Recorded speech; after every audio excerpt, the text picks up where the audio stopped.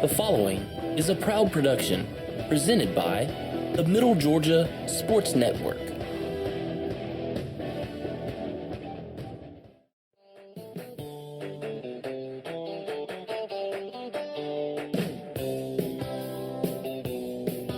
And now it's time for the Mid-GA Sports pregame show, brought to you by Brandon Outfitters. Here's Kenny Kofer and Brett Taylor.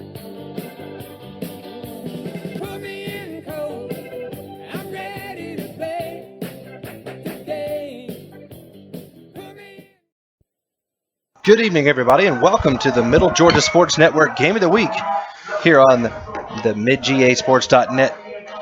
As Westfield is set to take on the Piedmont Cougars here this afternoon, I'm Kenny Kofer, alongside me, Brett Taylor. And we haven't been here in about 10 days or so, and Westfield has started region play as they knocked off Augusta Prep, swept them here last weekend, Friday and Saturday, and then they fell up in Eatonton against Gatewood, I believe it was. Heartbreaker. 4-3. Yeah, tough loss there on Monday. But here they take on out-of-region opponent, the Piedmont Cougars, who is a feisty team. We saw them last year up in or here in the preseason before the season actually started. And we'll get to see them here again today, Brett. And, you know, for Westfield, as we talked about all season long, it's all about pitching. We know what Owen Jones can do. Tonight we're going to get to see Giles, who's got a little bit of pitching under his belt as well. And he'll have the task here tonight to take on this Piedmont team. Yeah, it should be a good opportunity for Westfield to go out of region again and see if they can't kind of hone their skills before going back into region play next week. And they've got some big games coming up. We'll be back here next Friday to call a game between, I think, them and John Millage, if I'm not mistaken. So, you know, just an opportunity for Westfield, even though it doesn't really, I mean, it counts, but it's not a region game. So, you know, you can play a little looser, try a lot more things. Coach Fitz, I'm sure, is probably going to pitch a few guys here tonight. And, you know, just be a good opportunity for Westfield to try to pick up a big victory out of the region and get some more confidence as they move forward. Now, this game's running behind just a little bit. The B-team game ran a little long, so we're going to probably be around 15 minutes, maybe even longer, 20 minutes after the original scheduled first pitch of 6:30. But Westfield is finishing up their infield practice now, as Piedmont will come on in just a moment. But this Piedmont squad, I looked at their record earlier. I want to say they've had 2 ties. I want to say they're 3-4, and Coach Fitz almost blew his back out there trying to pop that one up. But I think they're 3-4-2, and that one's going to go right off the top of the press box here. Nope, off the net. But so they're a good squad as well, and they've played a couple teams that Westfield will have played. I believe they beat Gatewood, so they beat the one common opponent between Westfield and the Piedmont Cougars. So, you know, they're going to be able to hang here, and we'll get to see what their pitcher, Wyatt Galloway, can do against this Westfield team who has swung the bats pretty well. They're able to put the ball in play. It's just been how they can move runners over and get them in across the plate because, you know, the pitching has been inconsistent, and if that's the case, you better put a lot of runs on the board. Yeah, but it was a very good sign the last time we saw them against Montgomery Bell to be able to come in and you know, come back in a game and really pick up some confidence. And they swung the bats pretty well. And as you said and alluded to, we normally see Westfield as kind of a running team. They got a lot of speed in the top of the lineup and try to get those guys on base, moving around with some stealing and some bunting and, you know, just put pressure on the defense that way.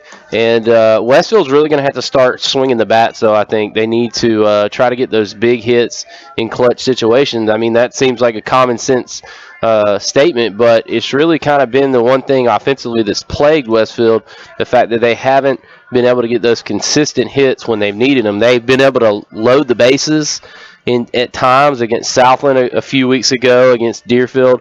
I mean, when you load the bases, you got to come away with more than a run. And I think those are some of the aspects of the offense that Westfield really has to try to find some answers in, you know, just getting that clutch hit. And obviously, if you could dial up the coaching recipe for that, we'd probably wouldn't be sitting here. Coach Fitz would be coaching at the major league level or whatnot. I mean, they even struggle with that. But just got to find those guys that he can lean on. Giles has been a great surprise as he was coming off the knee injury last year, so he was limited in that aspect. But this year he's been very good, especially at the plate and also defensively. And now you throw in his ability to pitch.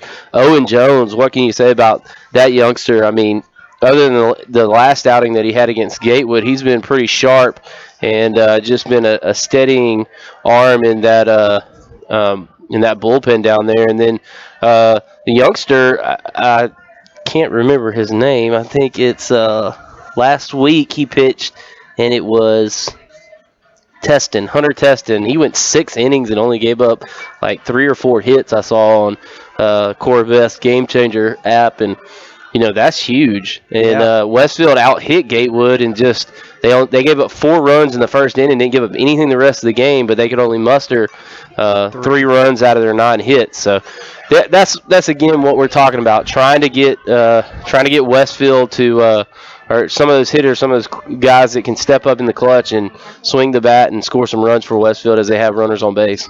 Well, let's take a quick look at the starting lineups here tonight for both teams, brought to you by Planters First. And for the visiting Piedmont Cougars, they will line up like this. Batting first, playing third base, number 24, Noah Quick. Batting second, playing left field, number 21, Mac Brady. Batting third, playing shortstop, number 9, Zach Beggs. Batting fourth and catching, number 13, Josh Williams. Batting fifth, playing first base, number 4, Luke Andrews. Batting sixth, playing center field, number 14, Hunter Knox. Batting seventh, playing second base, number 11, Brock Carter.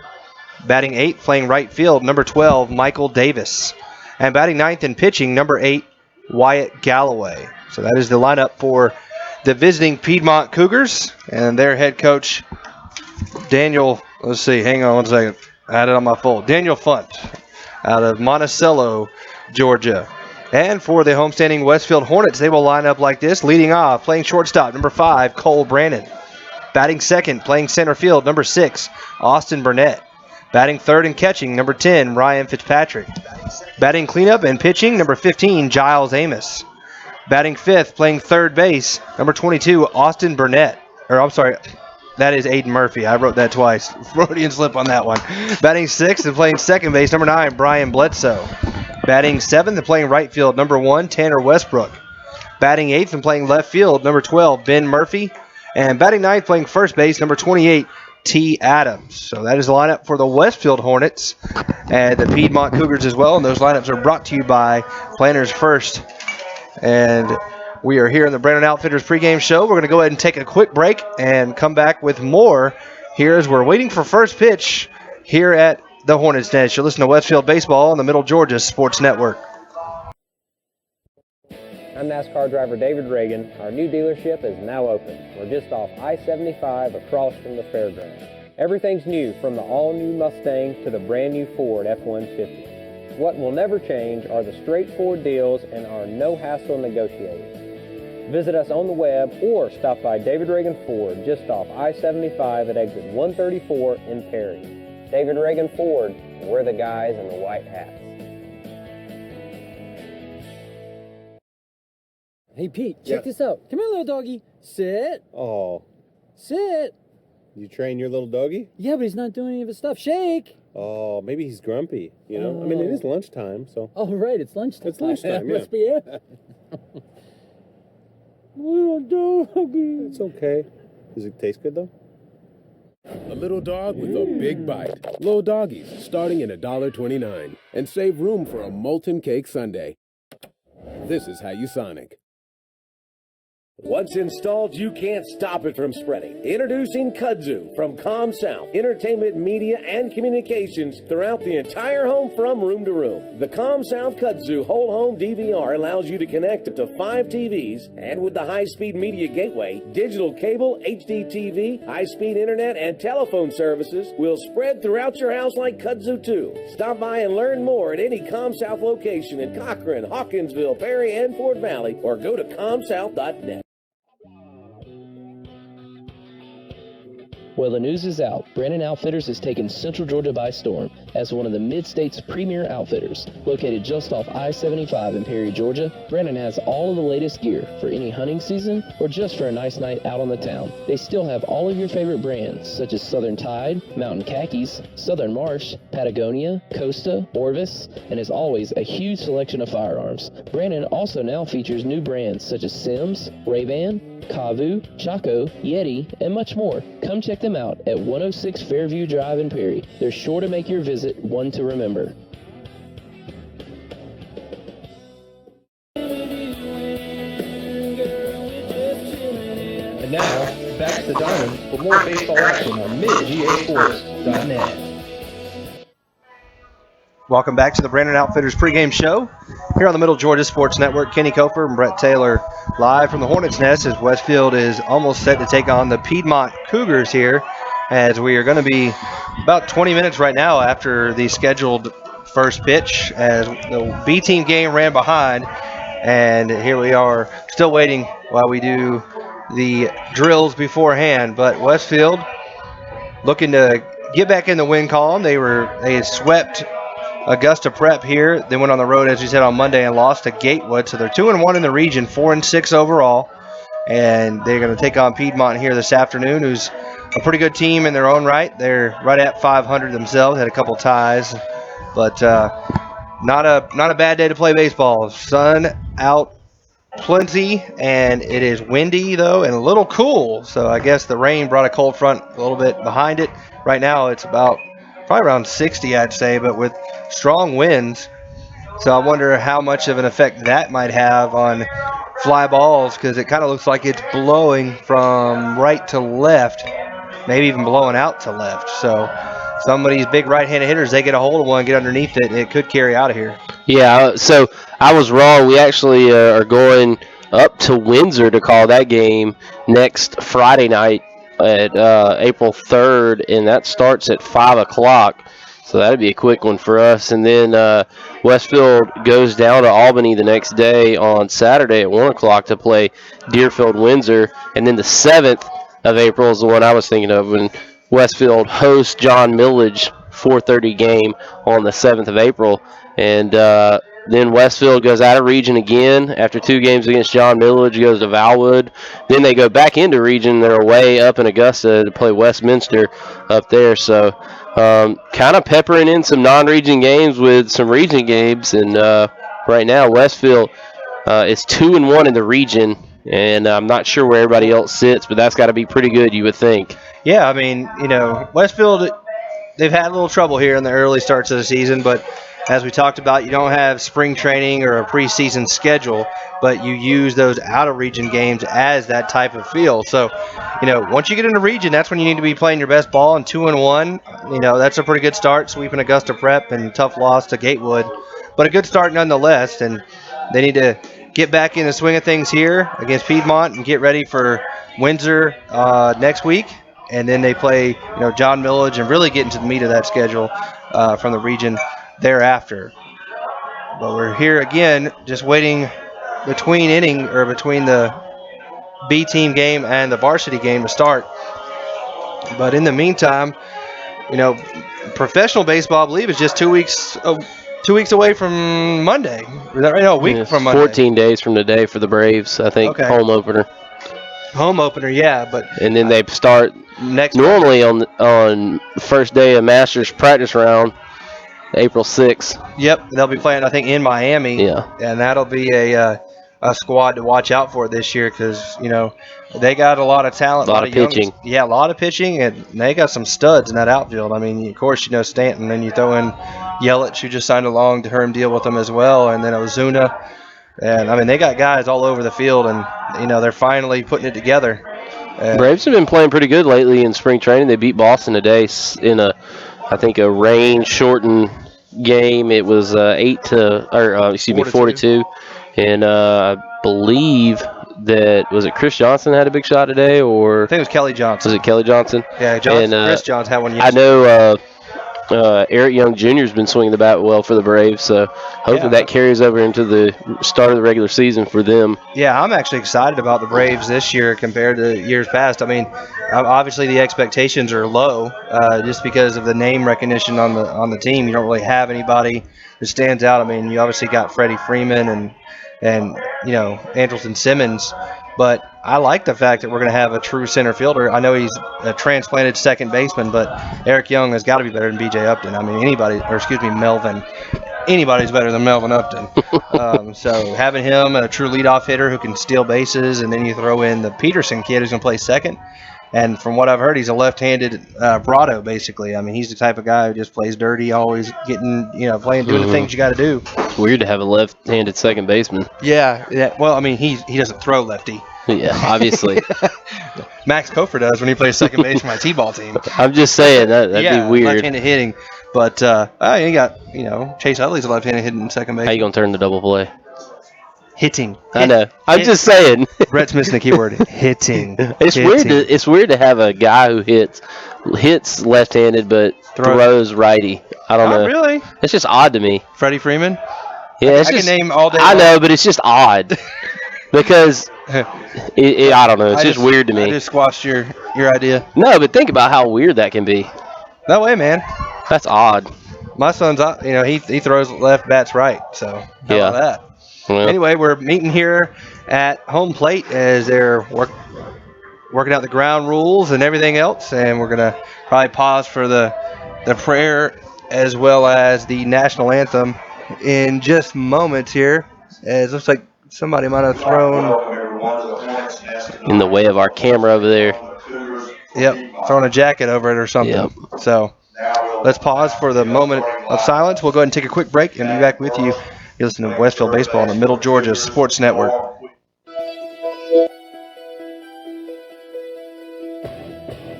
The following is a proud production presented by the Middle Georgia Sports Network.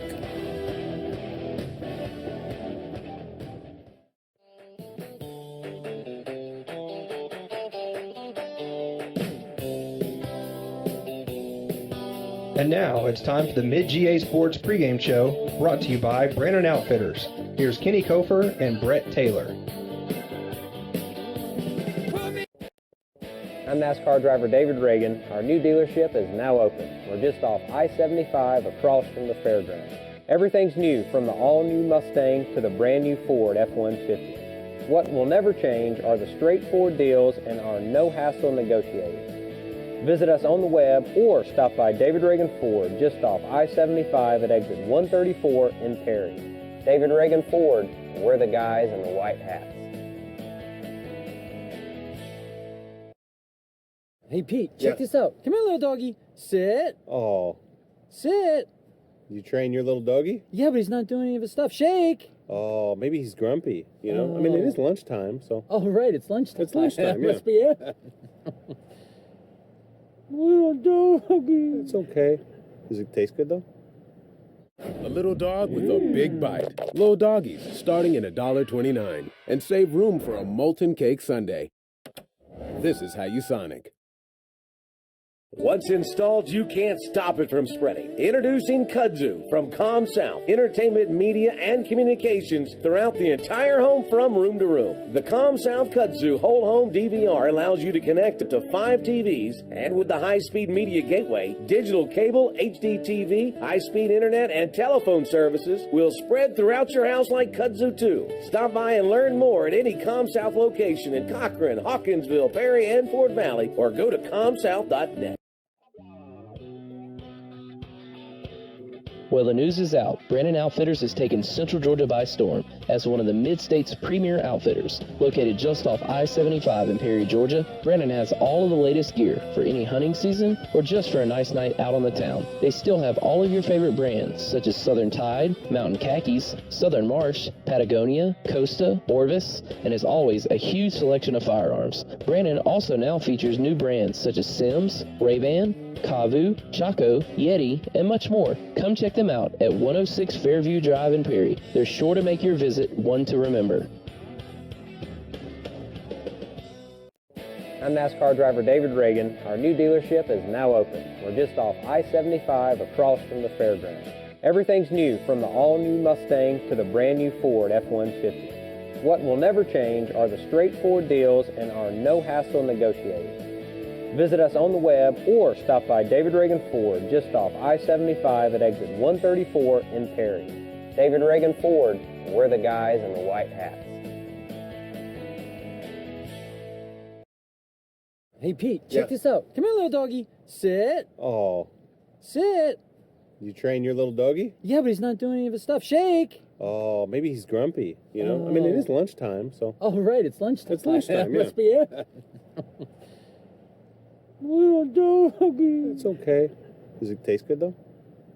A little dog with a big bite. Little doggies, starting at $1.29. And save room for a molten cake sundae. This is how you Sonic.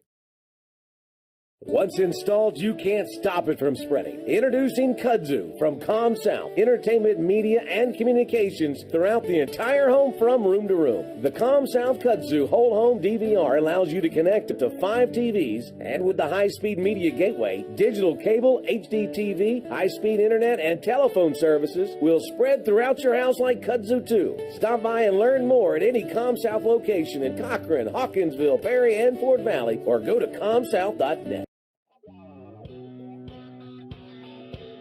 Well, the news is out. Brandon Outfitters has taken Central Georgia by storm as one of the Mid-State's premier outfitters. Located just off I-75 in Perry, Georgia, Brandon has all of the latest gear for any hunting season or just for a nice night out on the town. They still have all of your favorite brands such as Southern Tide, Mountain Khakis, Southern Marsh, Patagonia, Costa, Orvis, and as always, a huge selection of firearms. Brandon also now features new brands such as Sims, Ray-Ban, Kavu, Chaco, Yeti, and much more. Come check them out at 106 Fairview Drive in Perry. They're sure to make your visit one to remember.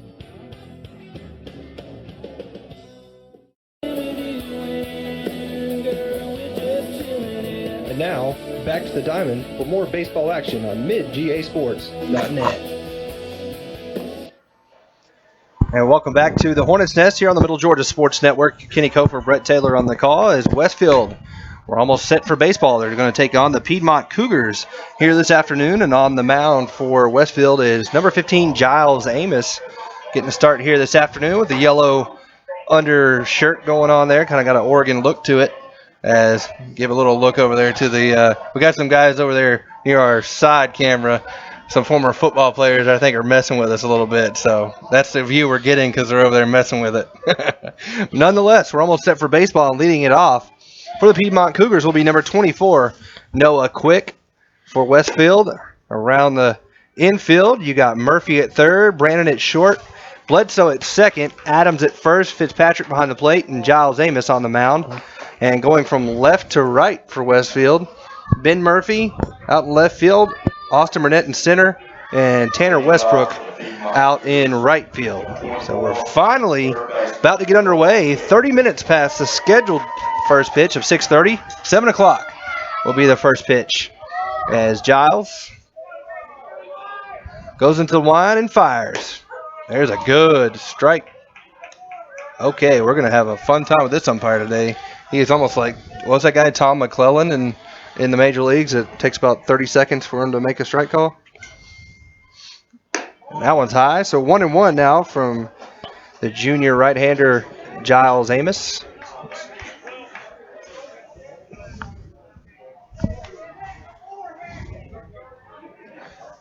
Cool, breezy night, but plenty of sunshine here at the Nest. Just off the plate there from Giles. 2-1 now on Noah Quick. Giles trying to find the strike zone here early. Great first pitch, and as you said, very deliberate umpire behind the plate. Hopefully he quickens things up here. Yeah, because if you remember what happened to Tom McClellan, that was the guy George Brett went nuts on, about the pine tar. And there's a pitch slapped into center field. Austin Burnett right in his tracks makes that catch for out number 1. And that's all you got to do. Let him put it in play. You got guys out there, so they can make the catch. So now up will be Mac Brady, number 21, the left fielder. He's a right-handed hitter. Tall, lanky guy. On deck is the shortstop, left-handed hitting Zach Beggs. Giles kicks and fires high for ball one. And as you said, Kenny, it's what you want to do, pitch to contact, allow your defense to work behind you, and give yourself an opportunity to find a rhythm early in the game. And there's a grounder right back to Giles. Giles takes it, throws on to first for out number 2. He caught Brady being a little indecisive there and kind of a check swing back to the mound, so 2 quick outs for Giles Amos. And again, there's just another example of it. Great job of fielding your position from the pitcher and getting it over there. And as you said, he caught him a little bit off balance and didn't make a good decision on whether or not he was going to swing or hold up there. And Beggs now digs in, looks at one low in the dirt, ball 1. Beggs, a pretty solid left-handed hitter here. Looks like he's got some power, I'm sure. Tanner takes a few steps back out there in right field. 1-0 pitch, inside, ball 2. Looks like he's got soccer cleats on or something. Maybe that's just the new look. I don't know. Yeah, they kind of those Adidas, what do they call them, 80 zeros or whatever? Audi zeros. 2-0 pitch, upstairs, ball 3. Looked like Giles was trying to throw something there and kind of hung in his hand a little bit and couldn't get the release point. I'm a fan of the old flaps. You remember the old? Yeah, just the tongues that flap over and you tie on top. Old school. There's a good pitch, 3-1. Yeah, that broke right back across the plate. It had a little tail on it. So a good pitch right there, 3-0. He knew he wasn't swinging, so throw it over the plate and give yourself a chance. 3-1 pitch on the way from Giles Amos. Swing and a miss. Big ol' swing there from Beggs. Out in front. Makes the count full, 3-2. He wanted to poke that out there on the tennis courts. Absolutely. Good job of Giles fighting back in the count. And now he's got a 3-2 count, looking to go 1-2-3 in the top of this first inning. So here comes a full count pitch from Giles. Just inside. And there's a walk to Zach Beggs. So they got a runner on now. For cleanup hitter, the catcher, number 13, Josh Williams. Now batting number 13, catcher Josh Williams. Williams sheds the leg guards as he comes to the plate. He's pretty solidly built as well, right-handed hitter. 2 outs here in the first inning. Had a fly out to center and a ground out to the pitcher, and then just a walk moments ago by Giles to Zach Beggs, and he gets him to pop straight up to the right side of the infield. Bledsoe makes the catch to end the inning. So Westfield gets him 3 out of 4 there, leaves a man stranded. We head to the bottom of the first. No score between Westfield and Piedmont on the Middle Georgia Sports Network.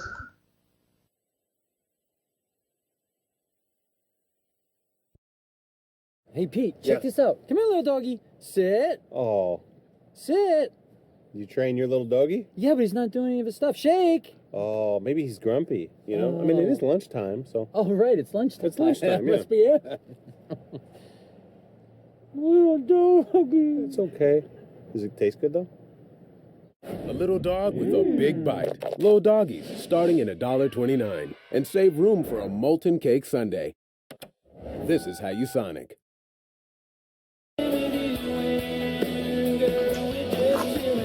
And now, back to the diamond for more baseball action on midgasports.net.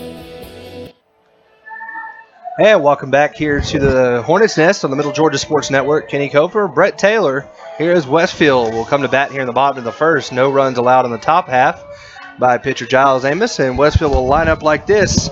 Here leading off, shortstop number 5, Cole Brandon. Batting second, playing center field, number 6, Austin Burnett. Batting third and catching, number 10, Ryan Fitzpatrick. Batting cleanup and pitching, number 15, Giles Amos. Batting fifth and playing third base, number 22, Aiden Murphy. Batting sixth and playing second base is number 9, Brian Bledsoe. Batting seventh and playing right field, number 1, Tanner Westbrook. Batting eighth, playing left field is number 12, Ben Murphy. And batting ninth and playing first base is number 28, T. Adams. So that is the lineup for Coach Fitzpatrick and the homesteading Westfield Hornets. Decked out in their white pants with the black tops here this evening. They have a couple different combinations, but they've gone with that one here this evening. And Cole started the season playing or batting in the third position, but now they got him here back in the leadoff position over the past couple of weeks where he seems to be more comfortable, where he can utilize that speed. Wyatt Galloway, the wind and the pitch outside for ball one. I know you're trying to get that camera dialed in out there, Brett. It's hard, isn't it? Yeah, I think it's our buddy World War 24 over there messing with us. 1-0 pitch. Skips up there for ball two. Cam Washington said, I got your back. Stop messing with that camera, guys. Yeah, that's the guy you want to have on your back here. But I tell you, I don't know if you've noticed just how much of a difference Cole's body has changed since last year. I mean, he definitely looked like a freshman last year, but he's definitely he's been getting in the weight room and working on his speed as well. That one skips up as well, 3-0. Almost hit me in the face. Well, we've seen, his dad, Jared. Jared's a pretty big guy. He's gotten a little taller, I think, too. Well, Jared's pretty tall. Now, Cole's mom is, tiny, itty-bitty. Yeah, but she's pretty tall for a woman. Yeah. I guess average height, but 3-0 pitch. There's a strike over the inside corner. I'm sure Mr. Jared would probably say that he gets his athleticism from his dad. But his mom would probably argue the opposite. Yeah, maybe. So 3-1 pitch. Oh, boy, that looked like it almost got him in the thigh, and he calls a strike on the inside corner and gives him a double strike call to let him know. So full count to Cole. Wow. Austin Burnett on deck. So full count pitch. And that ball is outside, ball four. So a good job right there, forcing the hand of the pitcher, and never really gets a pitch to hit. He had three of them in the dirt, 2 of them on the inside of his thigh there, called strikes, and then the fourth one was well outside. So Burnett, who started the season at leadoff, has moved into the second hole, and probably a good position for him. Might be a bunting situation here with Cole over there on first. He does square around. Pretty good bunt. They better hurry. Austin's quick.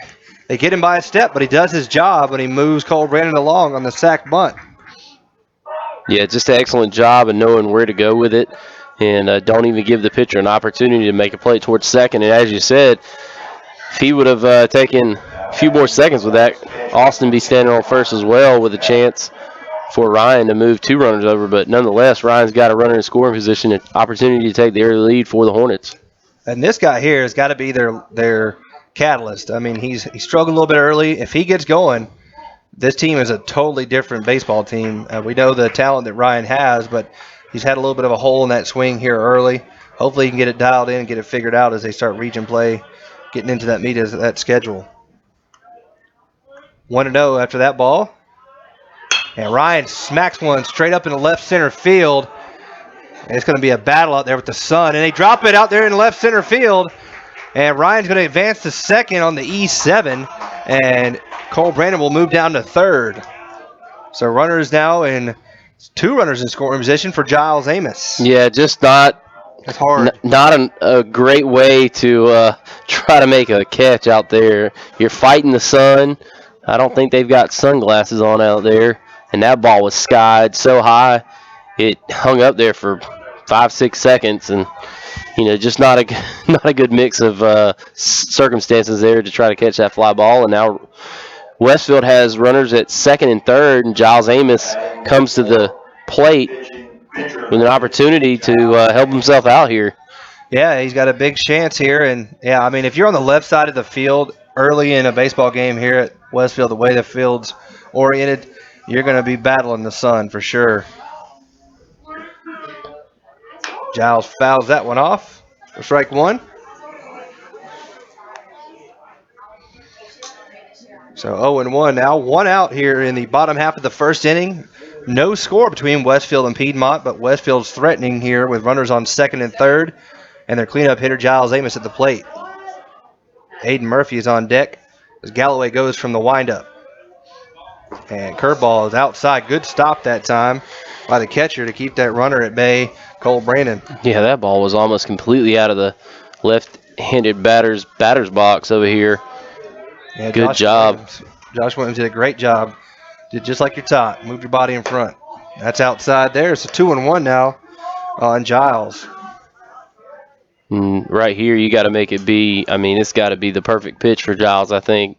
He's having some command issues, and you don't want to feed into that.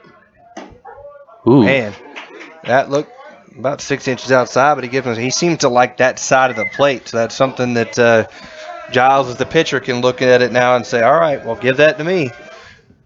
And way to hang tough there by Giles as he fouls that curveball away. It would have been a ball, but nonetheless, you got 2 strikes you got to protect. Yeah, absolutely. And, obviously, if it's a fastball in that outside corner, you're going to have to swing the bat. And I think he got fooled a little bit and threw his hands out there and lives to fight another pitch. And that one's in the dirt, so full count, good stop again by Williams, the catcher. Probably anything on the outer half, Giles is going to look to swing at simply because he knows the umpire at this point likes that outer half, and you got to try to protect yourself at the plate. So full count, and that one's in the dirt and bounces up there, and he walks Giles Amos, so the bases are now loaded for Aiden Murphy. That is a good at bat right there by your pitcher. Comes up, he gets 2 strikes on him, and still able to fight it off, get back into the count, and force a walk. They're going to do a little pinch running here as we have Wyatt Young come in to pinch run for Ryan Fitzpatrick. And now it looks like we got number 18, Mason Lee. He'll come on to pinch run for Giles. So want to get your catcher and pitcher off the field, let them rest up, obviously, because they're going to be expending the most energy out on the field. And get your gear back on if you're Ryan. Right. So Aiden Murphy with a big chance here in this first inning. He's got runners on every bag and 1 out. And he strokes one into left field for a clean base hit. That's going to score 1. And Westfield is going to play it station to station here, but an RBI single for Aiden Murphy gets Westfield on the board. They lead 1-0. Yeah, and that was that's the kind of hit in a clutch situation that I was referring to that Westfield really needed to come up with, and just something that allows the runners to move up. And you got runners in scoring position in a situation you need to hit, and Aiden Murphy proves that he can be that guy that you can lean on. He peppers that one between the hole, between third and short, and base is still loaded for Westfield. Great pitch that time as Galloway fires one right down the middle for strike 1 to Brian Bledsoe, the second baseman. Seen Brian on the mound a few times this year, playing second base, but a little third. And he looks at that pitch outside. 1-1 now. You got Wyatt Young down there at third base. He's got some pretty good speed, so this ball gets past Josh Williams.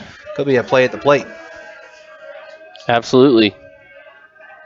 And Piedmont's playing the corners in here. Curveball gets away, but not far enough. Great job again on the backhand that time by Williams. Yeah, I mean, the curveball is not working right now on the outside half of the plate. That fastball, he's getting the call on, but the curveball, he's starting it out on the outside corner. It's just breaking completely off and almost out of the batter's box. And that's what shows me his release point's kind of off. And that one's ball as well outside, so it's now 3-1. He's in danger of walking in a run. But he's starting everything on that outside corner. So the fastball, that's fine because it's straight. But when you start your curveball on the outside corner to a right-hander, it's not going to have a chance. Good pitch there. That was the best pitch you're going to see all night on a 3-1 count with the bases loaded. He didn't want to walk you. You got to swing the bat. Yeah, he threw him a meat pitch right there, but full count pitch on the way. Inside, ball 4. So Galloway walks in a run, and it's 2-0 Westfield. And a good job of coming back and being smart, not swinging at a ball. And right now we're going to get a trip to the mound by a coach from Piedmont. Yeah, I don't think he's going to make a change, but probably just going to talk to his pitcher and see if he can't get him to settle down here and get out of the inning. But 2-0 your score, and only 1 out with the bases loaded here in the bottom of the first inning. And Westfield has done their damage with some walks, a sacrifice over by Austin Burnett, then a pop fly that was not caught in the left field, trying to fight the sun out there. You got runners on second and third. That was the E7. And then you had a base on ball, which loaded the bases, a base hit by Aiden Murphy, which scored a run, and then another walk, which scored a run. So Westfield has done their damage with 1 hit in this inning, and now the bases are still loaded with 1 out. Yeah, 3 walks do not help your cause, and an error. And Westfield's normally been on the other end of that situation, and right now they're seeing if they can't dial up their own version of that. Tanner Westbrook steps to the plate, looks at the ball outside for ball 1. Just proves, I think, a little bit of my thought when you don't throw strikes in high school, you're just helping the other team out. Oh, no doubt. And that's smacked into right field. That's going to fall in front of the right fielder. That's going to score one, and it squirts away from him. And that's going to allow the next runner to move up, and he's going to score. So 2 runs score on there. That single. So a single and an error, and it's 4-0. Great job by Tanner Westbrook, just slapping that over the second baseman's head in front of the right fielder, and 2 runs score. Westfield putting a crooked letter up here in the first inning. Yep, 4-0 your score, and a good job of, again, just putting the ball in play and forcing the defense to make a play, and they're not able to. And now Westfield has 4 runs on the board and still 2 runners in score position, as that's a ball low. And Westfield, for the first time we've seen them all year, other than the Tift area game, they're coming out in the first inning. Yeah, getting some breaks finally. That pitch is outside 2-0. I feel for Wyatt Galloway right now. I mean, he's had control issues, but his teammates haven't really helped him out that much either.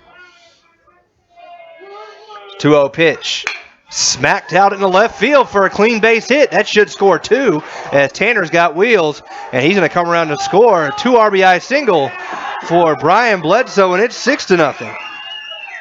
Solid base hit that time, just between short and third. What is it with the Murphys? They like that area. That spot right there, almost an identical hit to Aiden's earlier in the inning, and now it's 6-0, as you said, with only 1 out still, runner on first base, and T. Adams at the plate.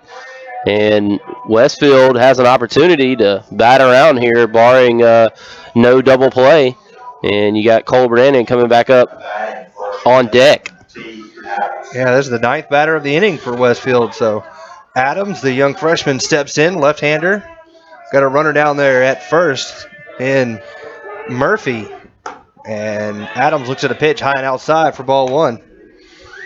The only downside I could say to this is it might hurt Giles a little bit, not being able to stay. It's a little chilly here tonight compared to what it's been the past few weeks here in the Middle Georgia area. So, and they throw back over there to check on Murphy. He dives back in safely. But yeah, it is. It's probably a good, 10 to 15 degrees cooler than it has been, and then you throw in the wind, makes it feel a little bit colder than it really is. And that ball is slapped into left field. It's going to stay fair. It will for a base hit. And that's going to move the runners up. So good clean base hit that time from T. Adams as he takes the pitch where it was pitched outside to left field. And you wonder how long coach from Piedmont is going to allow Galloway to stay out on the mound. He's already had 1 visit. And I'm not sure what their pitching situation's like and what games they've played this week. Obviously, that has a lot to do with who he can bring in, I'm sure. Oh, no doubt. So Cole will come back up for the second time here in the inning, still just 1 out. Cole walked and scored his first time up. Inside for ball 1. He had that curveball again. He's starting it over that corner and never giving it a chance. He needs to start it over on the other corner to have it break across the plate. 6-0, Westfield leads here. Cole looks at one high and away, 2-0. They're going to have their cheering section come every game. They seem to be playing a little bit fired up. They still got the truck guys out there, but not as many. And then the seniors, it looks like up here on the top deck. Bounces that one foul. So 2 balls, 1 strike now to the Westfield shortstop. Westfield put 6 runs on the board here. They've had 3 straight singles.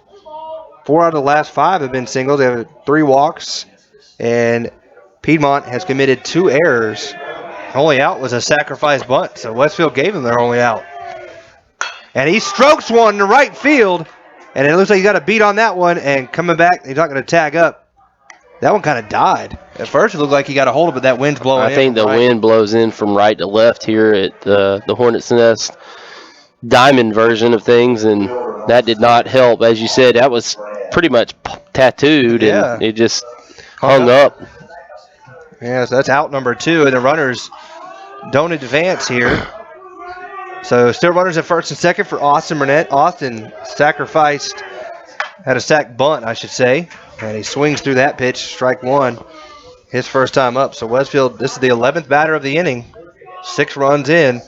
I think Austin sometimes, because he does bunt a lot and is moving a lot in the batter's box, it hurts his normal swing. He moves that back foot a lot. And he smacks one there over the shortstop's head into left field for a base hit. And here comes Murphy. And he's going to get in there and slide in safely.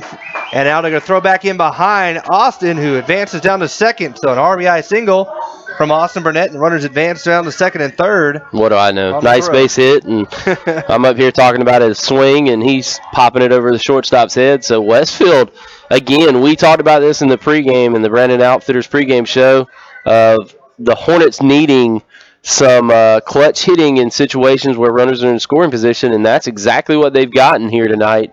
And right now, it looks like we're going to have a pitching change, and Westfield in the first inning has batted completely around and forced a pitching change, and that's always good news for your offense. So we'll take a quick break. Westfield's on top 7-0. We'll be back with the rest of the bottom of the first inning. You're listening to Hornet Baseball here on the Middle Georgia Sports Network.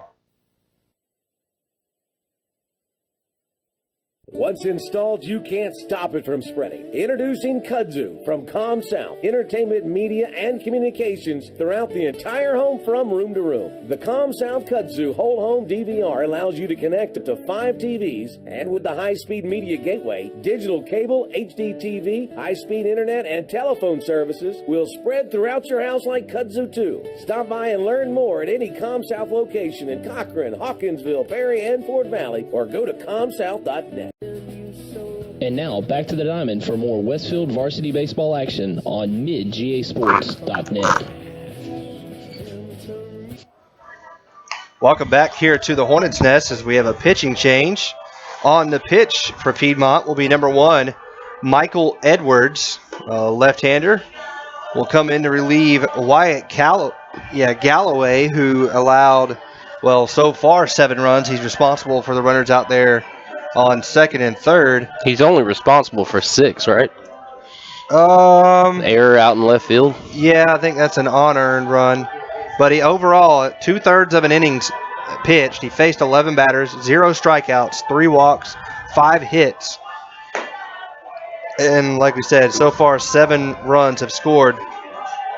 And an error for him.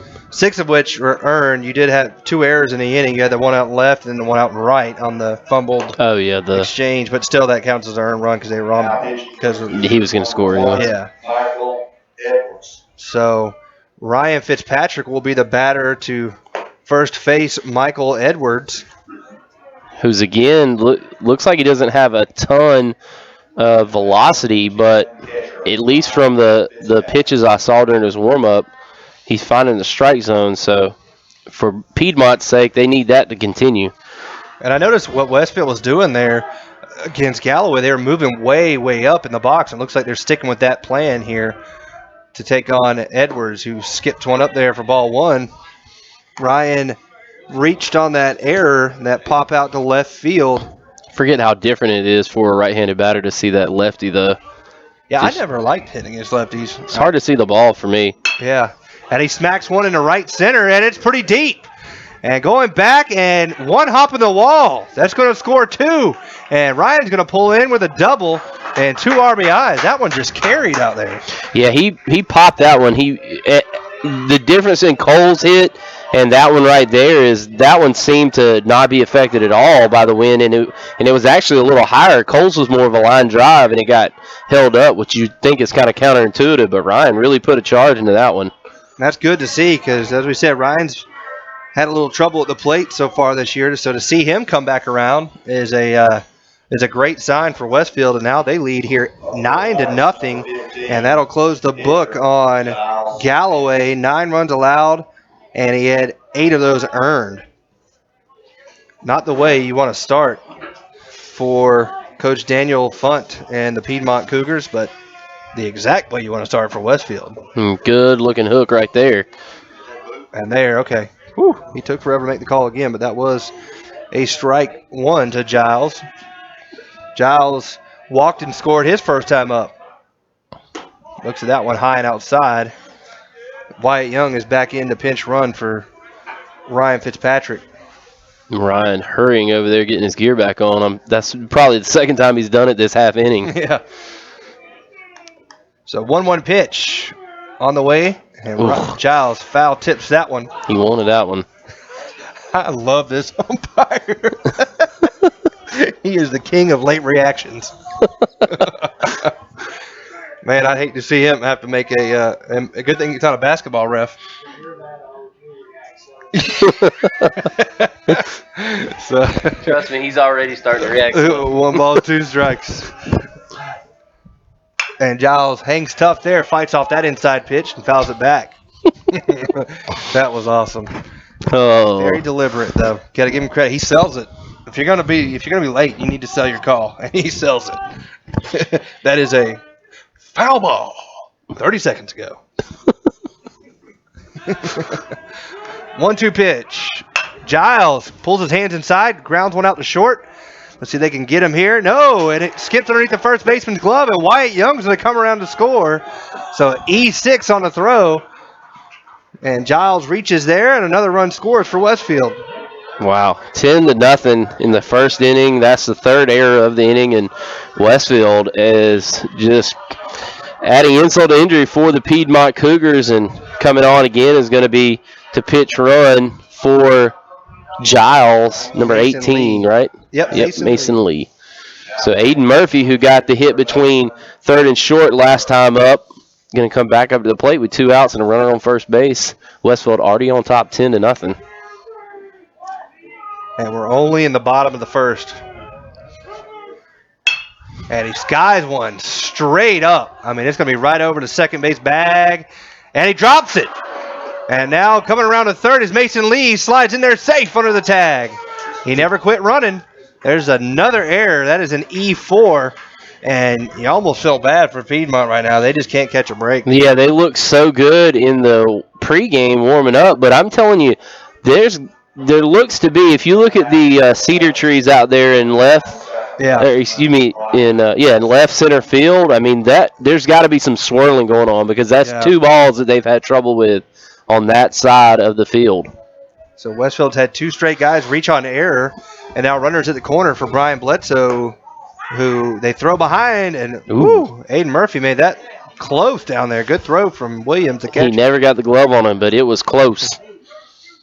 That pitch was a ball to Bledsoe, who, as I said, walked and had the RBI. That's the best RBI you can have. His first time up. And Aiden Murphy just crawled. He somehow fell down leading off. Oh, okay. I got you. So that is apparently a design play. We just thought he was just clumsy. And that ball's in the dirt. I did not get that on camera, but I wish I would have. Aiden was leading off there at first and act as if he tripped. Yeah, and he gets in a rundown and we score. Okay, so everything is designed. I think this is all Coach Kemp's idea, isn't it? He's quite the wizard when it comes to it. There goes Aiden. Down to second. He's in there safely as Lee held there at third. So stolen base by Aiden Murphy. Brett's still laughing at Aiden. Because he belly flopped. He sold it. I mean, you talk about the umpire selling it. I mean, Aiden sold it. Give him out an Oscar for that one then. That was planned. That's what I do when I fall down. I said that was all just elaborate plan. Yep. Except you not playing baseball. I know. I just do it in life. So there's a walk to Bledsoe. He walked for the second time in this inning. Now, Westfield is getting close to batting around twice in the first inning. That's what I was wondering. What do? You just keep on going? I guess so. So runner, bases loaded for Tanner. Tanner had a single and an RBI. His first time up, he singled out to right field. 2 runs actually scored. One was on the boot by the right fielder. But it's 10-0 Westfield here. Bottom of the first, 2 outs, bases loaded. Tanner up for the second time. This has been a very professional broadcast so far. I'm sorry, folks, but that was really funny. There's a strike there to Tanner. I don't have that COPD or whatever it is. What's the thing called on TV when you cry and laugh uncontrollably? I don't know what that is. No, COPD is obstruction pulmonary disorder. Oh no, I'm thinking of something else. I know what you're talking about. Yeah, that commercial. Montel Williams comes on or somebody. Oh, got him out in front on that one. He swings through, kind of waved at it, so it's 0-2. You know who Tanner Westbrook reminds me of? Guess. Keith Lockhart. He's way more athletic than Keith. Oh, yeah, but just the swing sometimes. And he fouls one straight up. Like the golfing looking swings. Yeah. Keith Lockhart would hit like a 9-iron home run to left field. Yep, right just inside the foul. It looked like he just picked it off the ground about 3 inches. Nobody that goes to Westfield School knows who the heck Keith Lockhart is. Yeah, I don't know if they were old enough. I don't know what's going on here. The field umpire is speaking to the pitcher. He might be telling them that you're close to balking. I haven't really been paying attention. I think he's switched a few times, gone from the stretch to the windup, and you got to make sure you step off correctly in order to do that. There's nothing worse than calling a balk on a kid when he's down 10-0 and the bases loaded in the first inning. So. In the bottom of the first, yeah. So I'm sure he's probably saying, look, I don't want to do this to you, so make sure you get your feet right. And, that'll end the inning there as Tanner Westbrook strikes out. So Westfield puts 10 across, and they lead 10-0 after 1 inning of play. You're listening to Westfield Baseball here on the Middle Georgia Sports Network.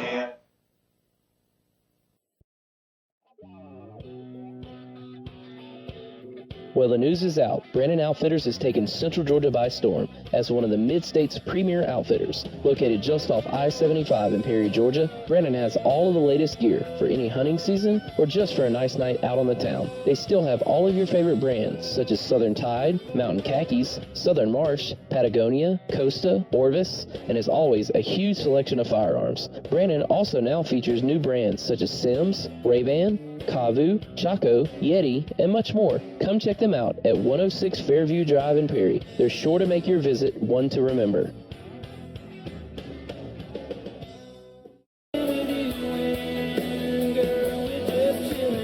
And now, back to the diamond for more baseball action on midgasports.net. Welcome back into the Hornets' Nest here on the Middle Georgia Sports Network. Westfield leads 10-0 after the first inning of play. 10-0. So we were worried What's about the score? them. Just 10. Diaz to Zero. I was going to say cinco, but that's 8 or 5. I don't know, whatever. Yeah, you're not very good at math. No. Not in Espanol. But this just in, the other team does bat. I know it's been a while since we've seen them, but they do swing the sticks. I really hope that Aiden Murphy's on first base and they try that play again. That was awesome. That was a 35-minute first inning, and probably 31 of it was Westfield. Which is a good sign for their offense. So Giles pitches, and it's fouled off by Luke Andrews on the first base line. He's out in front on that one for strike one. So if you're looking at the scoreboard, I don't think you can see it out the actual game scoreboard. It looks like it's 0-0 as far as the innings or the run scored per inning, but you can't put 10 up there in that column. So it is 10-0 as Brett's trying to get tight on it for you. Nice and blurry because it's zooming in on the netting. Yeah. So 1-1 as I think we got some kids over here playing wall ball behind the Westfield dugout, and they're not too good at it. Or not 5,000. What do they call it? Jackpot. Jackpot. And there's one slapped out to short. Line drive. Cole drops it, but he regains control, and he throws, and he's going to actually reach. Wow. No transfer rule there or whatever. So Cole looked as if he caught it, but then somehow it dropped to the turf, and Cole's making the argument it was when I put my hand in the glove to take it out. But we'll have to wait. Right now, it will go as, I guess, an E6 on the throw as Luke Andrews is down at first. Yeah, I thought he was trying to pull it out to throw it around the horn, but could be wrong. Yeah, because look, he caught it and turned his back. But they are going to allow the hit, I guess. The error. Yep, the error. So E6 there on Cole. Tough one because he made the catch. It's just, I don't know. So E6, and that gets a runner on base for the second time tonight. And the batter is Hunter Knox, the center fielder, and he fouls one straight up back behind us for strike one.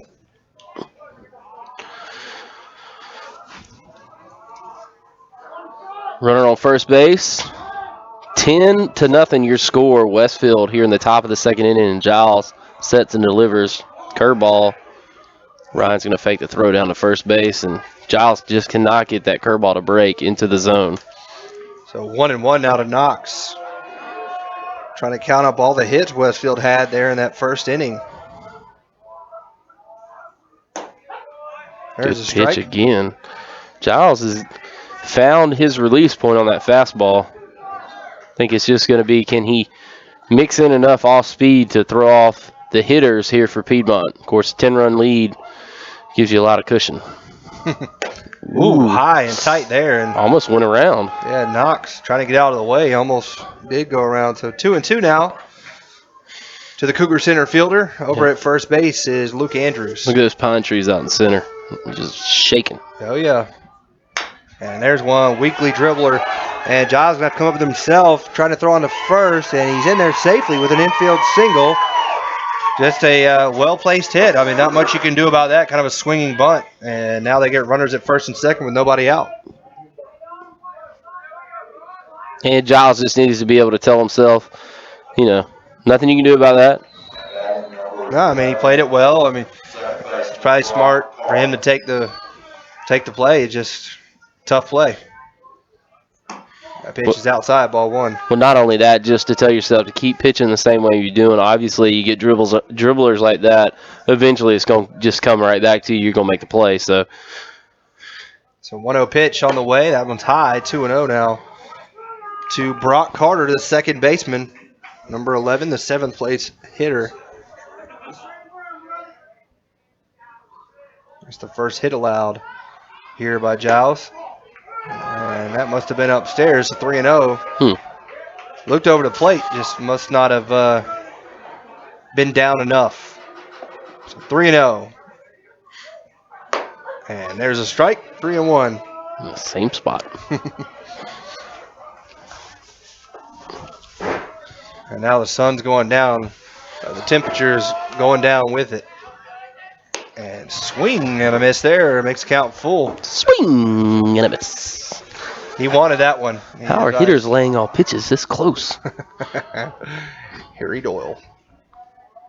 So full count pitch on the way from Giles. And that one's grounded up to short. Coming up with it and getting the lead runner there on the force. Cole Brandon for out number one. Good play, Aiden Murphy over there to make the out. So one out now, and it will bring up number 12, Michael Davis. Very good. What do they call that? Baseball acumen? Yes.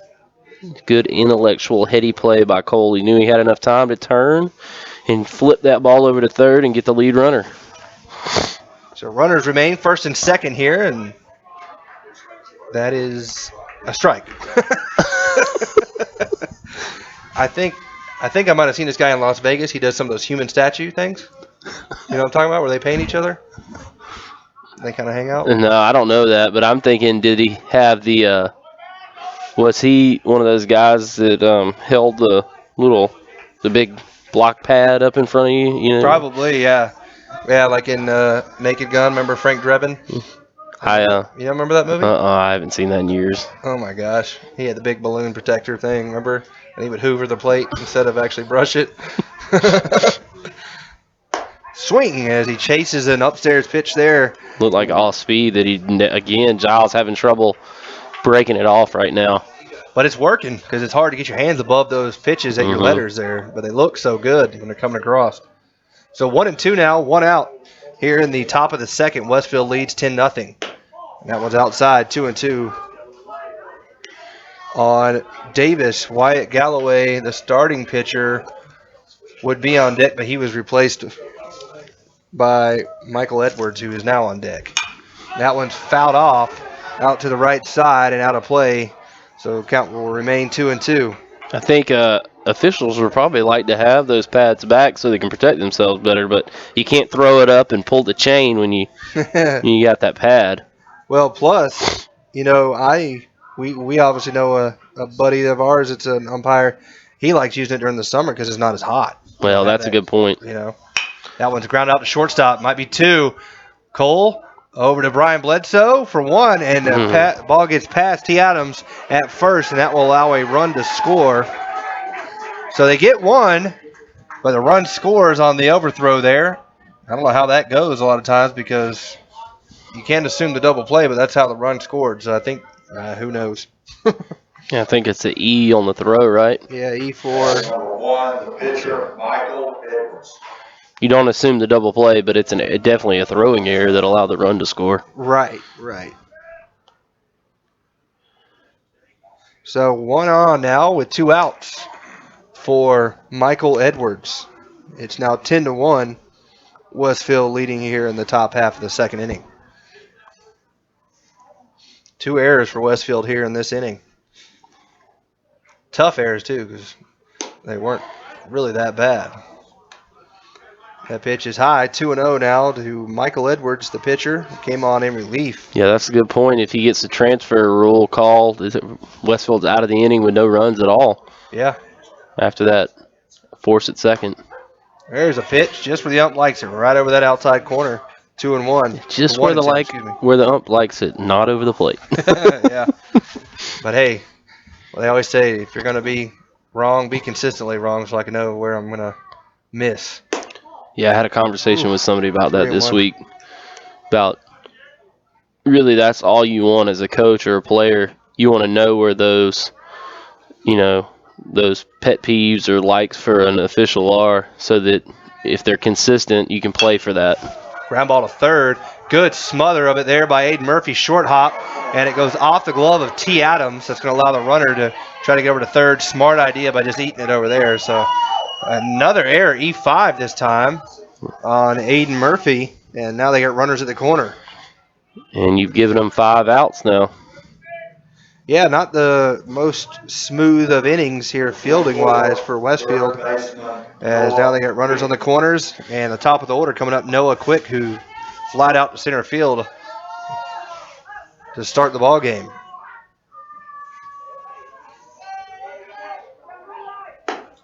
Quick looks at one. Must have been high because he likes that pitch in that area normally, so 1-0. Giles just got to understand that those errors not his fault, obviously. Continue to pitch the way he's been pitching. He's put his defense in good position. That one fouled off to the right side, evens the count at 1 apiece. Getting a little chilly up here. We're going to try to make it as warm as possible, but Brett's got the camera in front of him, so he's going to have to deal with the window being open, unfortunately. Good thing we brought jackets, though. Yep. Matthew, he appears to be okay. And there's one slapped into right field for a clean base hit, and that's going to score a run. And it's 10-2 now. That's the first real clean hit we've seen off of Giles here today. Nothing you can do about that, just good placement. Yep. Hitter was late on the pitch and squeaks it by Brian Bledsoe out there, who was positioned straight up, just couldn't get to it. I mean, there's really nothing you can fault Westfield for there. Just as you said, the ball was placed perfectly. Oh, we'll see an eye single. So still 2 outs, though, as runners on first and second now, and Giles misses outside to Mac Brady. Brady bounced one back to Giles his first time up in the first inning.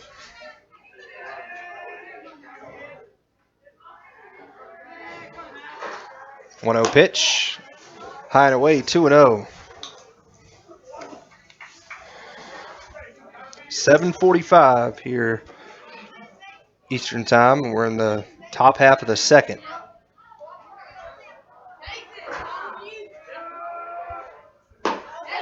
There's one. I guess it was low, so 3-0 now.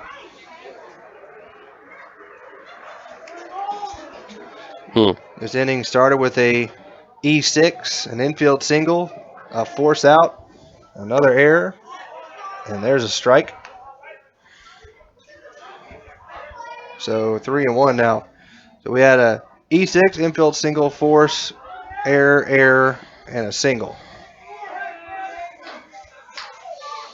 And that one smacked into left field pretty deep. On his horse is Murphy, and that one is gone. Wow. Home run by Mac Brady. I got to tell you, I did not think that was going. Personally, he didn't really follow through, but it gets out of here for a 3-run home run from Mac Brady, and this game is now The lead has been cut in half, 10-5. Well, I'm telling you, you look out there, and that wind, I mean, it's not howling right now, but I guarantee you that wind helped that ball get out of here. As you said, that ball was not really hit. I didn't think it was getting out of here. I thought Murphy had a beat on it. But you got to give him credit. He put the ball in the right spot in the field and just carried on out. So Coach Fitz comes out trying to calm his team down. Said, but that should be a lesson, though. You cannot continue to give extra outs to teams, no matter their skill level or whatnot, because extra opportunities. That's exactly what can happen right there. You give a team an extra chance, and then you give up runs, and they cut into the lead. It's 10-5 now. Westfield still on top by 5 runs, but you started this inning with an error, kind of a dinky hit off the end of the bat, and those are the things that can happen. And you've had some bad throws and runners score and all kind of stuff. Oh, there goes a foul ball as the batter ducked out of the way, did Zach Beggs, but he left his bat up, and it hits off his bat for a foul ball. Hey, I just call that a good placement by the pitcher right there. Yeah. That's pitching to contact, literally. So 0-1, and now he hits him with the curveball.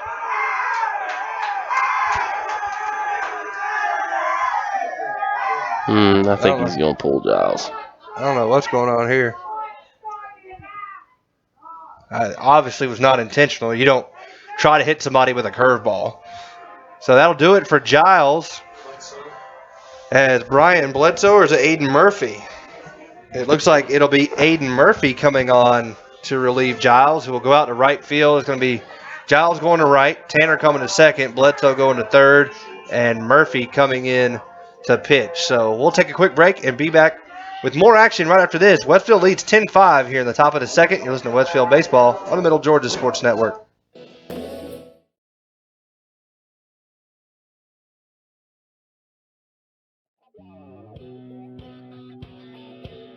Well, the news is out. Brandon Outfitters has taken Central Georgia by storm as one of the Mid-State's premier outfitters. Located just off I-75 in Perry, Georgia, Brandon has all of the latest gear for any hunting season or just for a nice night out on the town. They still have all of your favorite brands such as Southern Tide, Mountain Khakis, Southern Marsh, Patagonia, Costa, Orvis, and as always, a huge selection of firearms. Brandon also now features new brands such as Sims, Ray-Ban, Kavu, Chaco, Yeti, and much more. Come check them out at 106 Fairview Drive in Perry. They're sure to make your visit one to remember. And now, back to the diamond for more baseball action on midgasports.net. Welcome back here to the Hornets' Nest, where Westfield leads 10-5 in the top half of the second inning. Aiden Murphy has come on the pitch. He's going to relieve Giles Amos, who went 1 2/3 of an inning here this afternoon, or this evening, I should say. And let's see, he faced a total of 11 batters and gave up 5 runs, but really only, I think, 3 of those were earned. Actually, he's still got a guy out there on the base pass. So Murphy comes in and fires one into dirt. That's going to advance the runner down to second. He might try to go to third the way he's running. But no, he's going to hold up there. So 1-0 now on the third place, or the fourth place hitter, Josh Williams, who popped out to second base his first time.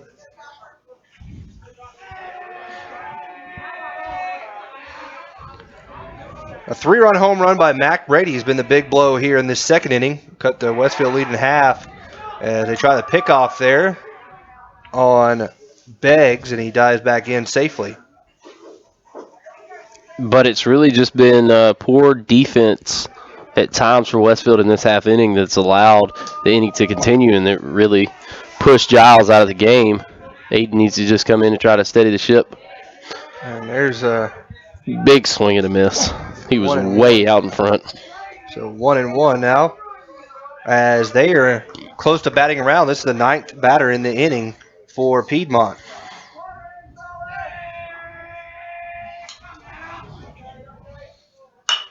And that one is fouled away, so 1 ball, 2 strikes. Now on Williams.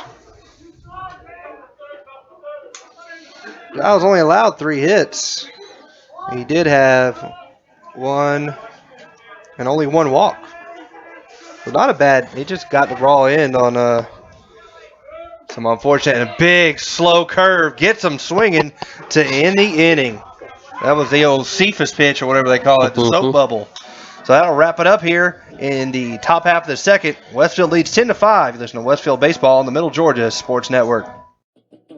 Set your own banking hours with Planners First Online Banking. Planners First Online Banking allows you to connect and access your bank accounts 24/7. For those that are always on the go, you can check your balances, pay your bills, transfer funds, anytime and anywhere you have internet access. Let Planners First Online Banking make your life a little easier. Planners First, a legacy of excellence since 1896. Member FDIC, an equal housing lender. And now back to the diamond for more Westfield varsity baseball action on midgasports.net. And welcome back here to the Hornets Nest, where Westfield leads 10-5 as we head to the bottom half of the second inning. Lots of runs being scored tonight, Brett. Kind of a combo of hitting. There was a home run there by Mac Brady of Piedmont, and some good hitting by Westfield, but it's also just been defensive miscues from both teams. Yeah, absolutely. And the thing is, as you said before the break, Giles kind of got the raw end of the deal on the that last half inning and gave up the 5 runs, but both teams have given extra outs to the opposing team, and when you do that, you give opportunities to score runs, and Westfield did a great job in the bottom half of the first of scoring 10 runs, almost batting around twice, and now Piedmont came back with a blow of their own and cut into that lead, so it's 10-5, but Westfield, they just need to continue to do what they did, put the ball in play, put some pressure on the defense, and allow your guys that have speed to run around the bases and make plays, and force Piedmont to make the plays defensively. That's what you need to do.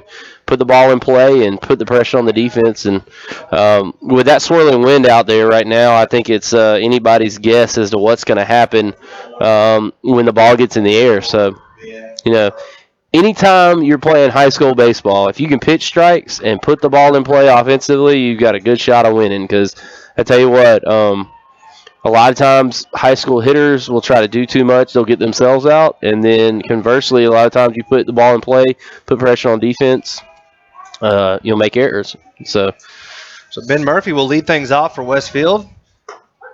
And he looks at a strike there over the inside corner. He singled and knocked in 2 runs his first time up, as Westfield had 16 batters come to the plate in that first inning.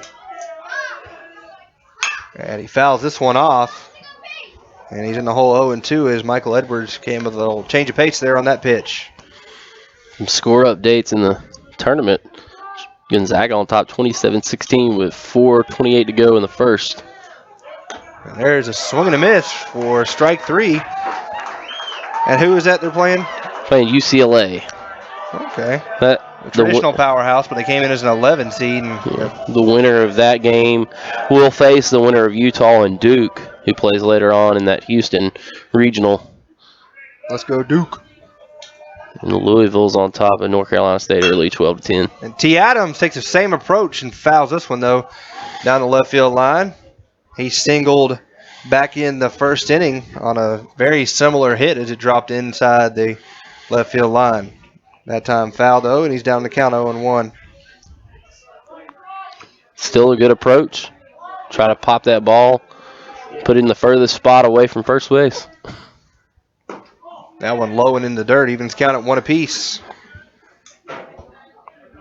It's been a strange tournament this year, though, I tell you, to me. Yeah, I mean, I haven't really followed it as closely as I have. And T. Adams, did he get hit?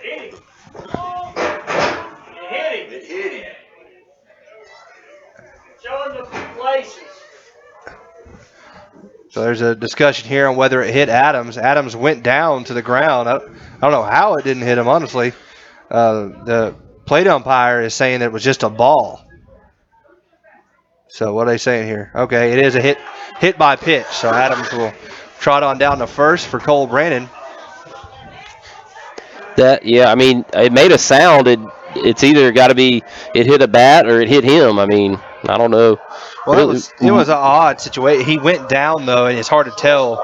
But the sound that it made, to me, it didn't sound like a glove, didn't sound like a bat, so it had to be something else. But was it him hitting the ground? Who knows? I mean, I don't hold him for a liar. He was pointing to his upper thigh. So. I do. He's a liar. No, hit by pitch.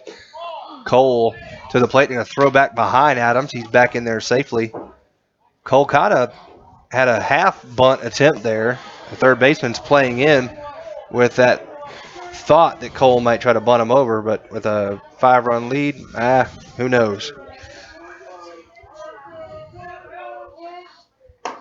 And looks at another pitch high this time, so 2-0 to Cole Brannon. Cole walked and scored and flew out to right field on a ball that he crushed. He just had a little, I guess, too much top hand maybe, had some overspin on it, and the wind kind of knocked it down.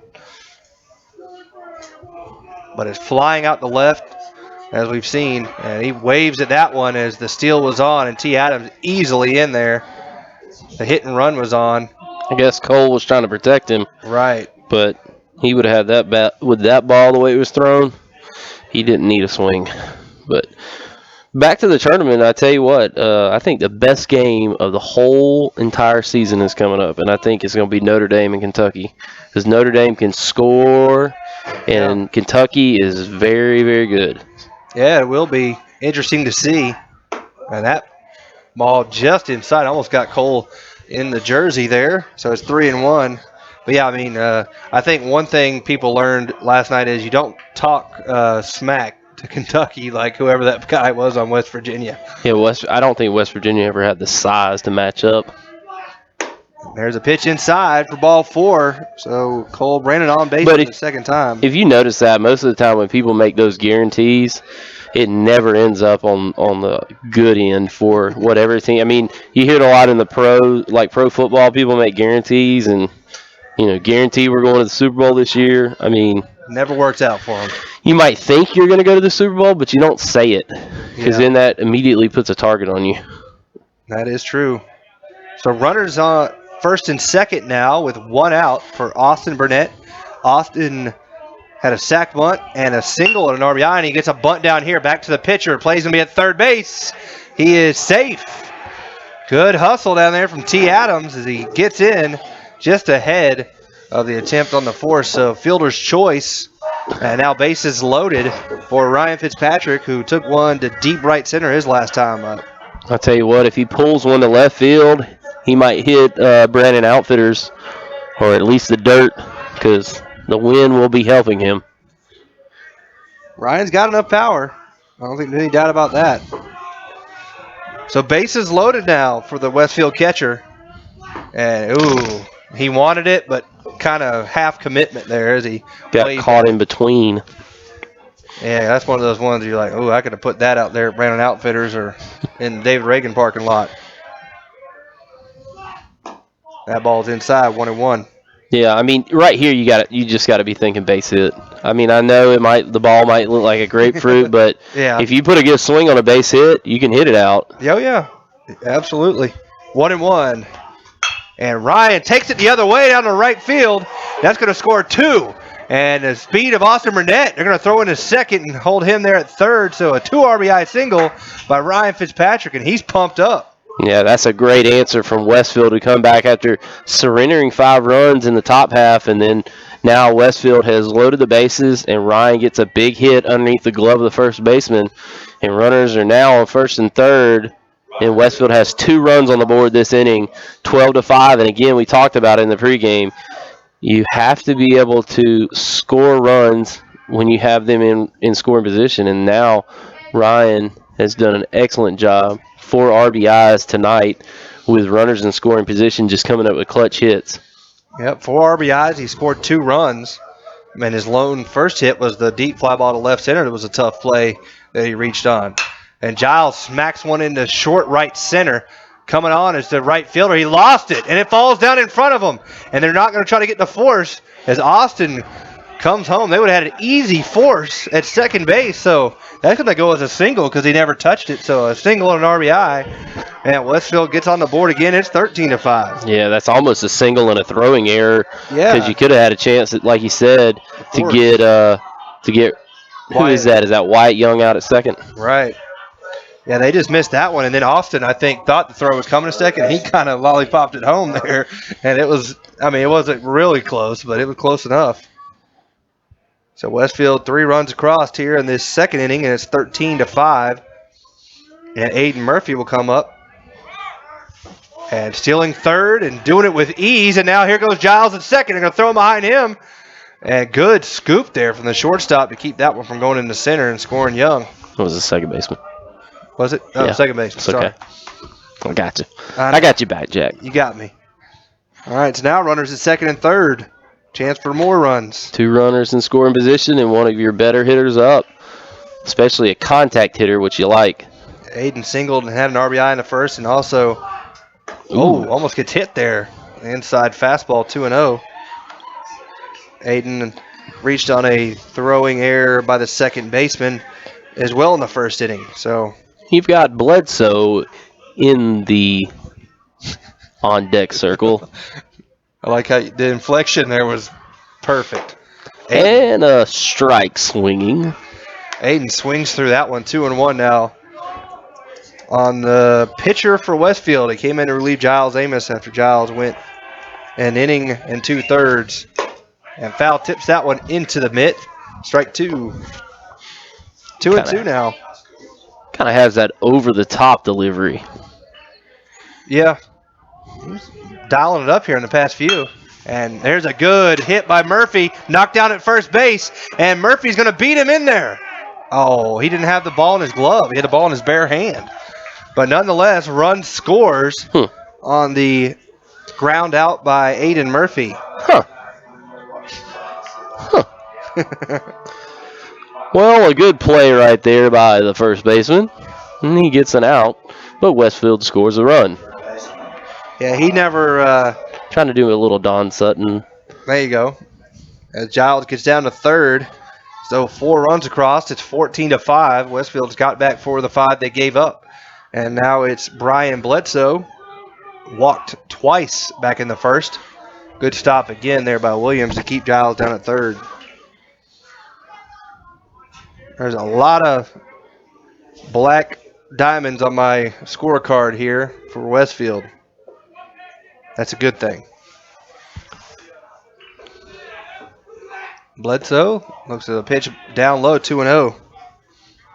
They look graphite from here. Oh, wow.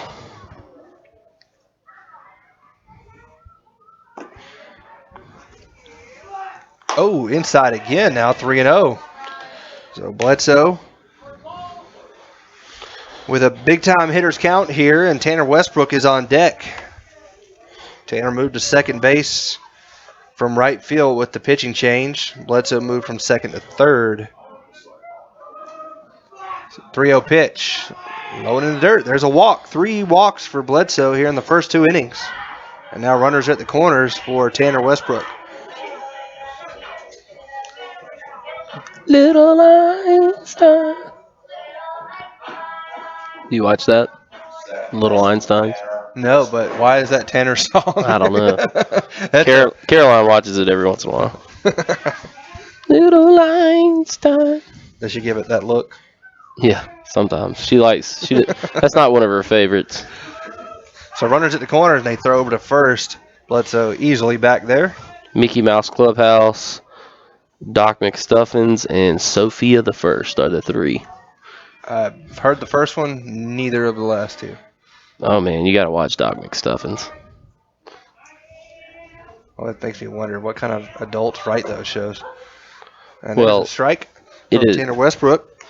The plot behind it is the little girl is named Doc McStuffins, and she's a toy doctor. So she doctors toys. Does that make sense? Her mom's a pediatrician, so. Yeah. He just dropped a diamond knowledge on me right there. Yes. And there's a strike over the outside corner. So he's moved his corner. So the consistency we talked about earlier. He's gone out to that other side now. He's gone to the other side. Got to stick to one corner or the other. You can't have a floating zone. A 4-foot wide strike zone. 0-2 pitch on the way to Tanner Westbrook. Tanner skies one into short left center. Left fielder can't see it. It's going to drop in front. It's going to score one. And Brian Bledsoe is going to be held at third.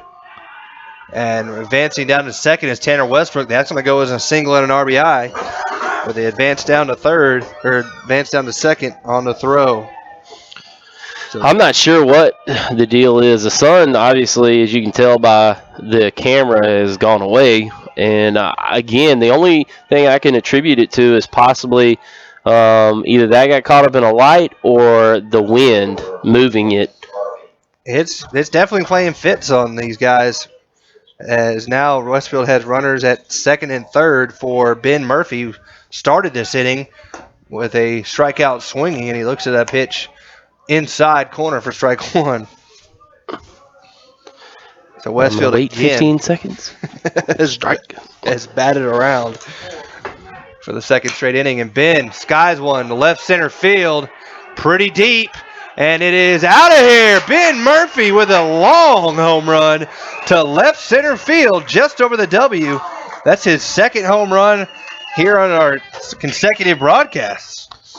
I tell you what, he tattooed that one. Yeah, that one was absolutely crushed. To me, that was a no-doubter.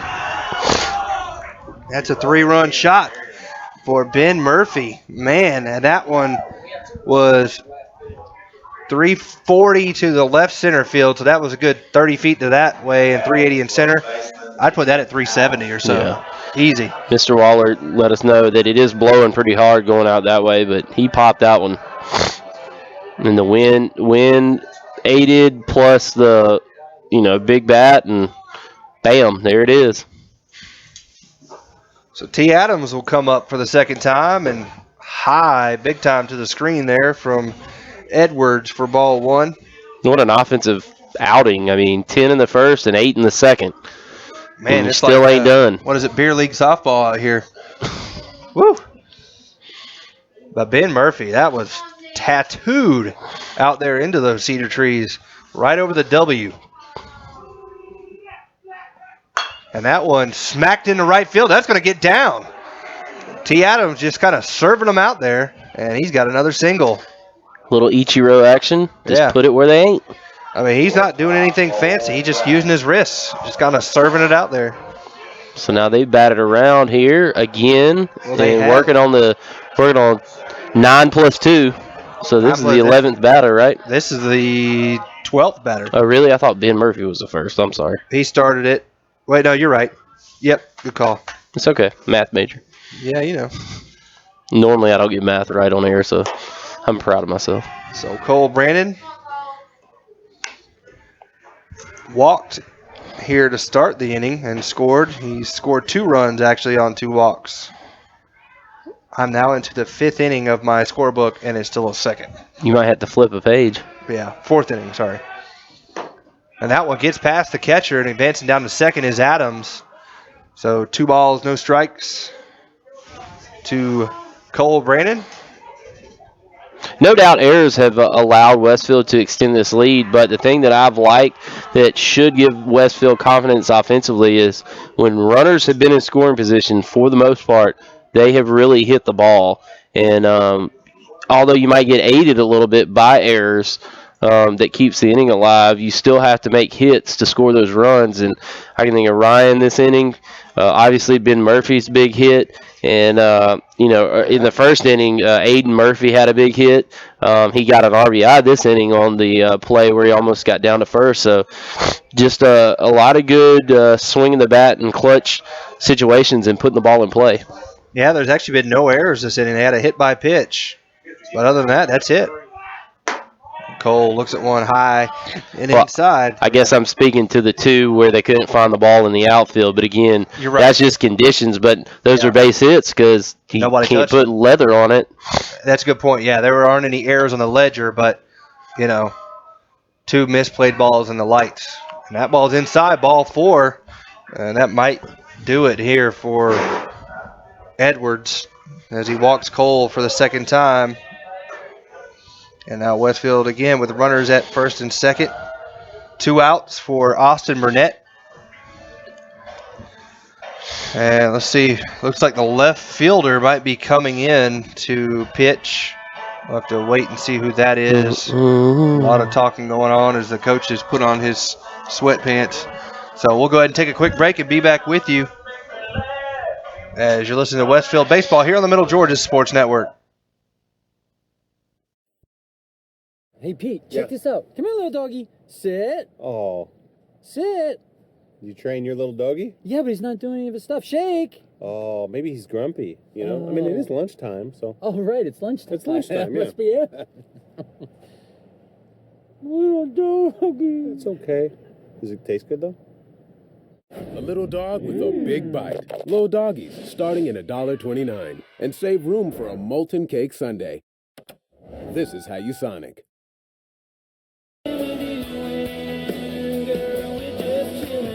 And now, back to the diamond for more baseball action on midgasports.net.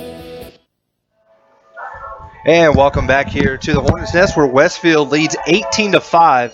We're only in the bottom of the second inning, and Matt Brady has come on to be the third pitcher of the night for Piedmont. And Michael Edwards came on to relieve Wyatt Galloway. Galloway went 2/3 of an inning, faced 11 batters. No strikeouts, 3 walks, 5 hits, 9 runs allowed, 8 of those earned. Now Edwards came in, and he has allowed 9 runs at this point. There's 2 on the base path for him. And Westfield has batted around 3 times here through these first 2 innings. Austin Burnett will be the batter here against Mac Brady. The big blow for Westfield was a 3-run home run by Ben Murphy. He crushed it out to left center field.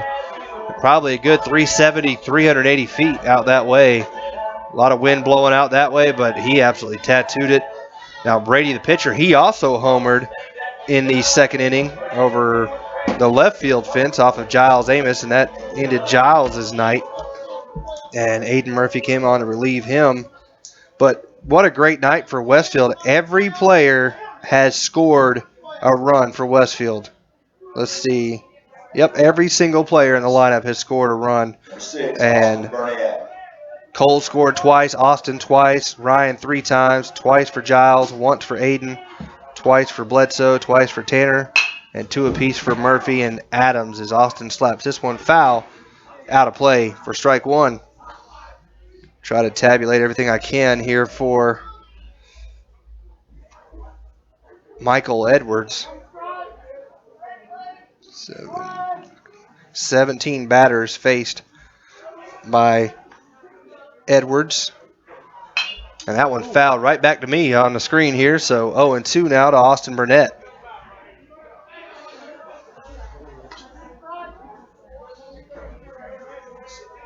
Two outs, bottom of the second. Westfield got 10 in the first, 8 here in the second.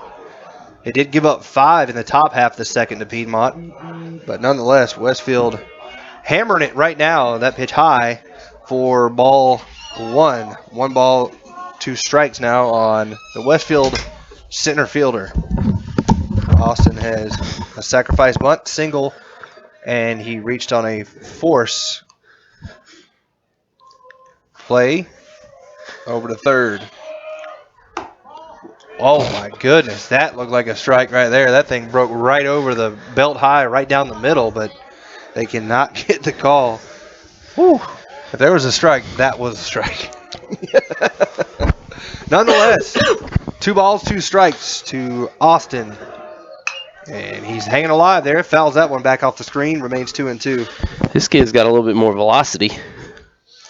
Yeah, I'm wondering if they were wanting to save maybe some of their big-time pitchers. But it's gotten to the point now where they're just like, all right, let's just kind of get what we can. So 2-2. As T. Adams is out at second. Down at first is Cole Brandon.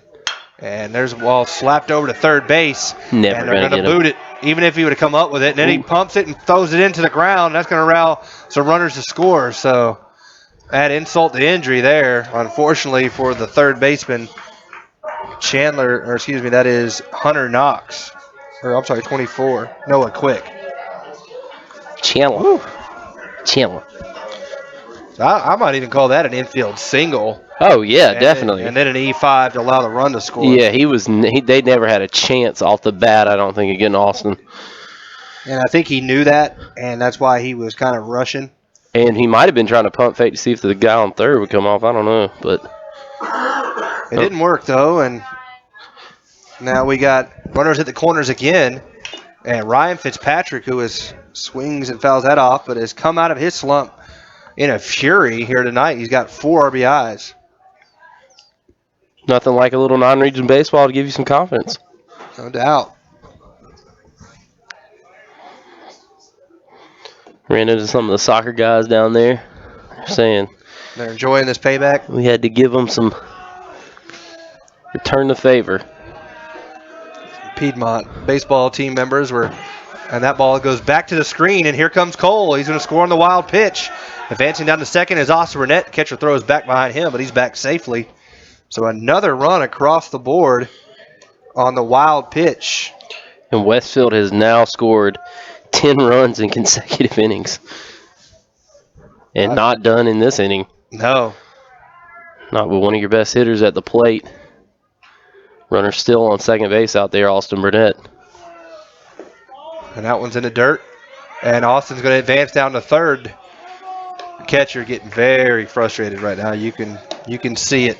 Well, I mean, I understand. You can imagine why. The ball is low, and he's doing a good job of blocking it. He just can't find it underneath his pads.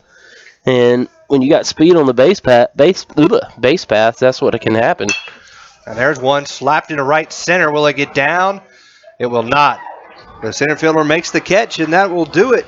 Here to wrap up this second inning. 10 more runs across the board for Westfield. We head to the top half of the third. It's Westfield 20, Piedmont 5. You're listening to Westfield Baseball on the Middle Georgia Sports Network. Once installed, you can't stop it from spreading. Introducing Kudzu from ComSouth, entertainment, media, and communications throughout the entire home from room to room. The ComSouth Kudzu whole home DVR allows you to connect up to 5 TVs, and with the high-speed media gateway, digital cable, HD TV, high-speed internet, and telephone services will spread throughout your house like Kudzu 2. Stop by and learn more at any ComSouth location in Cochran, Hawkinsville, Perry, and Fort Valley, or go to comsouth.net. And now, back to the diamond for more Westfield varsity baseball action on midgasports.net. Sitting there. Welcome back here to the Hornets' Nest. Westfield leads here in the third quarter of this football game, 20-5. Westfield's got 3 touchdowns. They missed 1 extra point. Griffin wasn't able to connect on it. Yeah, Griffin missed the extra point, so the 20 points for Westfield. There's a good interception return by Reagan Waller to get him on the board here, and Giles Amos long touchdown pass from Ryan Fitzpatrick. Yeah, but the offense was sacked in the end zone for the 2 points. Yeah, 2-point conversion. Ryan tried to get too fancy. The safety. He tried to get too fancy and just rolled out, fumbled the football, had to kick it out of the back. But hey, they got a field goal, and it's 20-5. This is like a Yankees Red Sox game right here. Yeah, 25-18 is your final. Man alive. But just kidding, folks. It's baseball, and it's 20-5, and we're here at the top of the third as Piedmont will come to the plate. It will be, I believe, the top of the order. I'm sorry, is that who we got? Edwards up? I can't see the number. That 4? Okay, so that is Luke Edwards or Andrews. He way out in front on that one. 0-2 now on Andrews. That's what I like about Westfield's jerseys. They have the kind of like the Dodgers, the small numbers on the left side of the. Right, so you can see it. The left sides of the buttons, and you got numbers obviously on the back, but I always like the numbers on the front of the uni in baseball so you can see. Yeah, it's definitely a cool little touch for sure. So 0-2 now on Luke Andrews. He reached on an E6 to start the second, and he pops a weak one straight up Ryan Fitzpatrick makes the catch for out number 1. Of course, I think Giles needs to do a little lobbying to Coach Fitz. Maybe they can get that bright yellow in there on the front of the unis. I don't make it more Oregon-esque, I guess, Yeah. the little green and yellow. You could do like Georgia Southern, our main colors are blue and white. However, in basketball, we started wearing gold jerseys. I think the only gold we have in our emblem. And gray. Yeah. And the only real gray we have in the program. Wow, what a dig by Brian Bledsoe. Man. Woo! That's the way to play the hot corner right there. Just scoop that, look like Chipper Jones.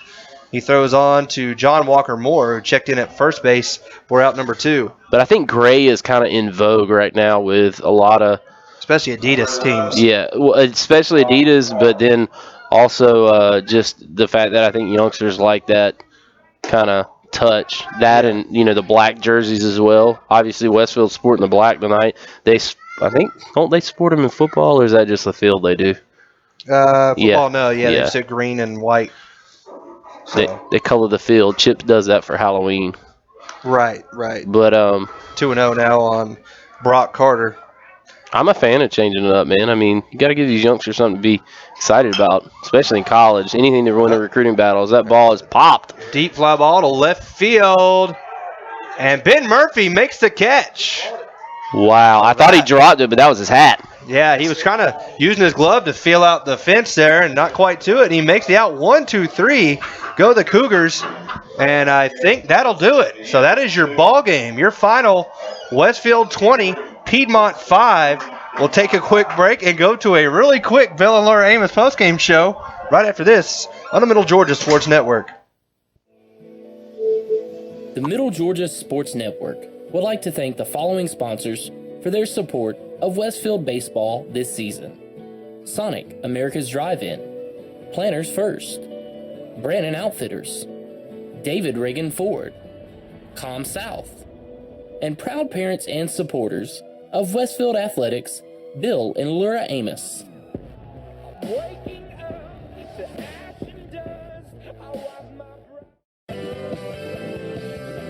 With all your stats, game analysis, and game awards, it is time for the MidGASports.net postgame show, brought to you by Bill and Laura Amos, proud parents and supporters of Westfield Athletics. Welcome into the Bill and Laura Amos postgame show here as the Westfield Hornets win big. 20-5 is your final tonight. And it was an offensive onslaught by Westfield, a combo of great hitting, some errors, some walks, and it was just a dominating performance by the Westfield Hornets. Yeah, great job. And as you said, an onslaught, that's really the perfect word to use because offensively, Westfield came out. They scored 10 runs in the first inning, and then it was a little suspect, a little shaky there in the top of the second inning. They give up 5, but then they come back in the bottom of the second and score 10 runs again. And I tell you what, Kenny, this is probably one of the shortest games we've done, considering it started late. It was really started right at 7, so an hour and 24 minutes or so, and only lasted 2.5 innings. Yeah, I mean, you cannot complain about that. Even though you've got about 4 innings on your scorebook taken up. Yeah, it was a lot of stuff for Westfield. I mean, I won't go through everybody here real quick, but just a quick glance at RBIs and runs scored. Cole Brandon had 3 runs scored. Oscar Burnett had 2 runs scored and an RBI. Ryan Fitzpatrick, 4 RBIs tonight to go along with 3 runs scored. So great to see him getting back into shape. Giles, 2 runs scored. He had an RBI. Aiden Murphy had a run scored and 2 RBIs. Brian Bledsoe, 2 runs scored and 1 RBI. Tanner Westbrook, 2 runs scored and 2 RBIs. Ben Murphy, big night, long home run. He had 2 runs scored and 5 RBIs. And T. Adams also with a big night. He had 2 hits, hit by pitch, and he scored 3 times for Westfield. So we'll go ahead and give our Sonic player of the game here tonight to Brian Bledsoe. Brian, big night. Long 3-run home run. You mean Ben Murphy? What did I say? Brian Bledsoe. It's Brian okay. Bledsoe. Ben Murphy with a big night here tonight. The long home run, had a single and a 2 RBI hit in the first inning. So congratulations to Ben Murphy here tonight. He's our Sonic player of the game. And Westfield wins 20-5. So we'll be back at Windsor Academy here in just a few days, I believe, right? No, it'll be next Friday. That's right. We got spring break coming up. Yeah, next Friday. So, as long as I don't have a daughter in that span of time, I'll be there. If something changes, we'll make sure. Yeah, we'll update the schedule. There's possibly, if we're not able to make it up to Windsor to do the game, there's possibly another game later on that we will switch out. It just depends on Kenny's status and a status for a fill-in for him. But nonetheless, we'll bring you all the action we can. Kind of an odd situation for both of us with 2 pregnant wives at the house. Yep. Mine's 39 weeks, and yours what, like 24 or something? Or? And not only is it affecting us doing this, it's affecting my work as well, because I got a bunch of trips lined up that I'm probably not going to be able to take, simply because it's hard to be in different time zones than your pregnant wife and her saying, hey, come take me to the hospital. Yeah, exactly. but nonetheless, we'd like to thank him for letting us do this, and tell you what, big victory here tonight, Kenny, gives Westfield a lot of confidence. Absolutely. 20-5. Big time offensive output for Westfield. Pretty good pitching overall. Giles Amos gets the win, and Aiden Murphy gets the save. So for Brett Taylor, I'm Kenny Cofer. Thanks for listening to the Westfield Game of the Week here on the Middle Georgia Sports Network.